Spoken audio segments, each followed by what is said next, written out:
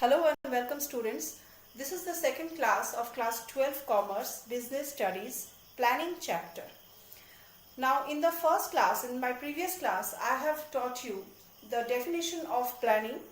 Among all the functions, planning is the first and foremost functions of management, and that I have discussed in the previous class, in my first class of planning. In today's class, I have told you that I will discuss about the different features of planning which are very important.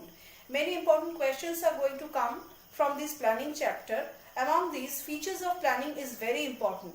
If you know the different features of planning, you can also answer some easy questions coming from small questions coming from these features, like why planning is called continuous process, why it is called a forward looking process. Different small questions you may also answer if you follow this class about the features of planning.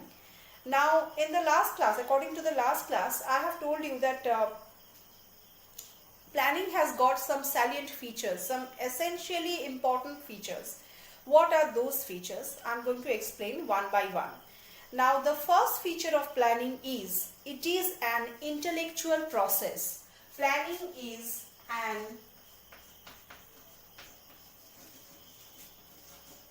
intellectual process.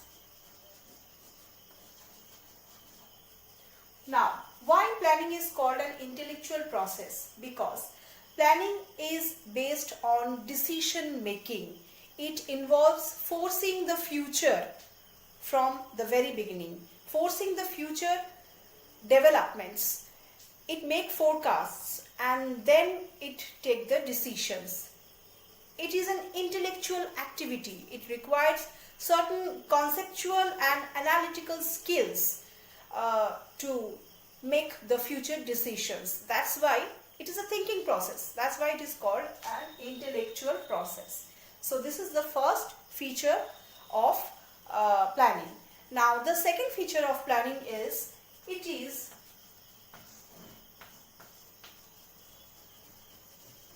called the primary function of management. I have told you previously also that among various functions, planning is the first function of management. If you follow the term PORSCOP, which I have explained in my first video, then the PORSCOP, in that term coined by Luther Gallic, PORSCOP, P comes for planning. So planning is given in the first. So planning is the primary function of management because it provides the basis for all other functions which comes after planning. Now it puts the other functions into action.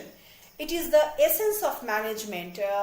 It is that function which structures all other different functions of management. So that's why it is called the primary, the first function of management. Now we came to the next function, that is the next features, that is planning is goal oriented. Planning is goal oriented.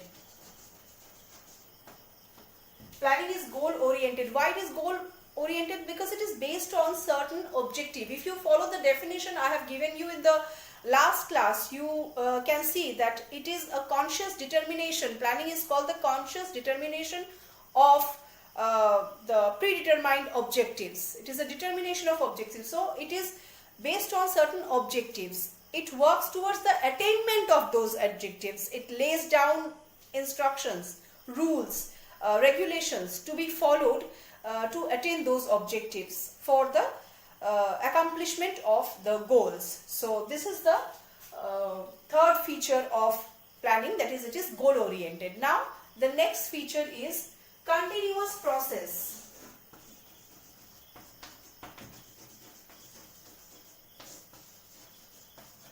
This is the fourth important feature of planning, the continuous process. Now planning acts like a flowing river. Why? Because it is a continuous process. It continues to operate as long as an organization exists. Execution of one plan initiates the formulation of the other plan. Now it is an ongoing process with no definable ends. Effective planning requires continuous monitoring. So planning can be called as a continuous process. Now I hope you can understand why I was talking about the different short questions that can come, because from these features different short questions can come. Why planning is called continuous process, why it is goal oriented, why it is called the primary function, and why it is the intellectual process. These are the small questions which can come from the feature itself. That is why feature is so important. Moving on to the next feature, that is forward looking. Planning is also called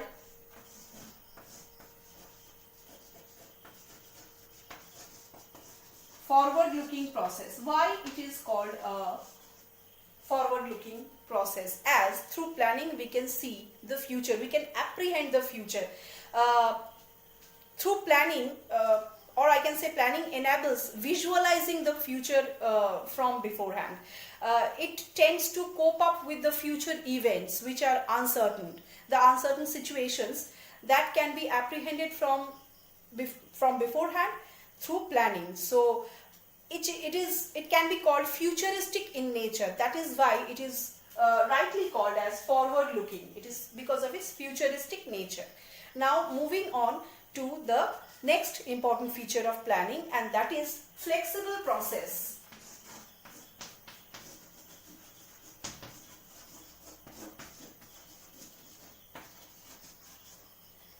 The next important feature is flexible process. Now what is flexible? Flexible means dynamic in nature. Planning should be dynamic in nature, so that it can adopt itself in any kind of situations, any kind of circumstances. It should be flexible, it should be able to adjust in any situations to meet the future challenges which are uncertain. It should respond to all kind of changing environment that comes in future. Last important feature is it is pervasive in nature. Now pervasive in nature means planning is pervasive in nature. Pervasive means it is common to all. Planning is applicable for all levels of management, from top level to the bottom level, or it is applicable in all departments in the management, that is purchase department, finance department, sales department, cash department. It is applicable in all the activities. It covers up all the departments, it covers up all the levels. Through planning, planning can be called as a prime mover of an organization, irrespective of all the levels that an organization have. So these are the important features of planning. Apart from these, there are also some features which are not so much important as these. So you can follow these features, and whenever features will come, what are the features, what are the salient features of planning, you can go through these points, because these are the important features. Other features can be ignored, but these are the important features which you need to write if you are asked to write about the features of planning. These are very important features of planning. You can write more if your time in the exam permits, but I guess these are sufficient, and these are very important also. So go through these features that I have explained here. You can take the help of your book and write also the book J.K. Mitra, and write some extra explanation also, but based on these features. So today up till this, in next class I will come up with some other topic of planning. Till then, goodbye.